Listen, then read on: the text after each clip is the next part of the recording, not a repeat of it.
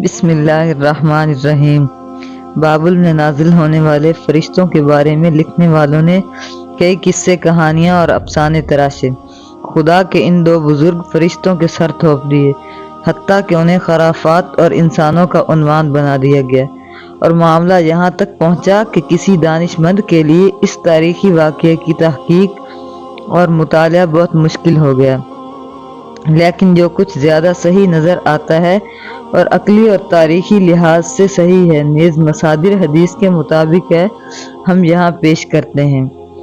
سرزمین بابل پر سحر اور جادوگری اپنے کمال کو پہنچ چکی تھی اور لوگوں کی پریشانی اور تکلیف کا باعث بن چکی تھی۔ خدا نے دو فرشتوں کو انسانی صورت میں مامور کیا کہ وہ جادو کے عوامل اور اسے باطل کرنے کا طریقہ لوگوں کو سکھائیں، تاکہ وہ جادوگروں کے فساد اور شر سے محفوظ رہ سکیں۔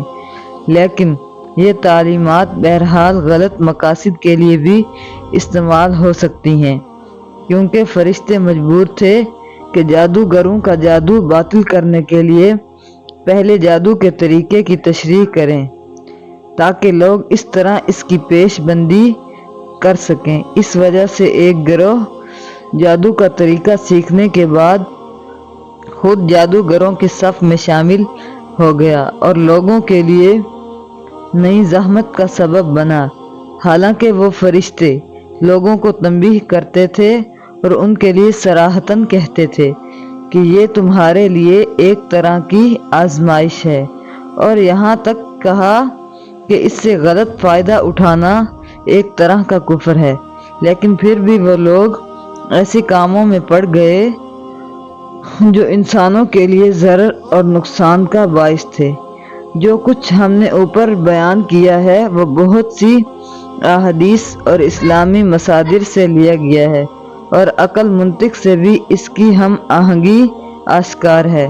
من جملہ ان کی ایک حدیث وہ بھی ہے جو عیون اخبار الرضا میں ہے، ایک طریق سے خود امام علی بن موسیٰ رضا سے اور دوسرے طریقے سے امام حسن عسکری سے منقول ہے۔ یہ حدیث واضح طور پر اس مفہوم کی تائید کرتی ہے، لیکن افسوس کہنا پڑتا ہے کہ بعض مورخین اور دائرہ المعارف انسائکلوپیڈیا لکھنے والے حضرات، یہاں تک کہ بعض مفسرین بھی اس ضمن میں جعلی انسانوں کے زیر اثر آ گئے ہیں۔ بعض لوگوں میں خدا کے ان دو معصوم فرشتوں کے بارے میں جو کچھ مشہور ہے انہیں بھی ذکر کیا جاتا ہے۔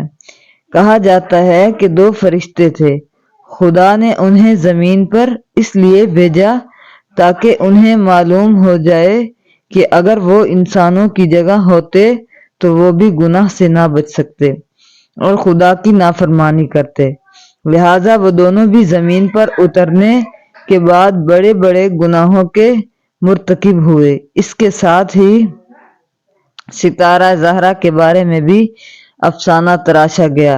یہ تمام چیزیں خرافات اور بے بنیاد بکواس ہیں۔ قرآن ان امور سے پاک ہے۔ اگر مندرجہ بالا آیات کے متن میں ہی غور کیا جائے تو ہم دیکھیں گے کہ قرآن کا بیان ان باتوں سے کوئی ربط نہیں رکھتا۔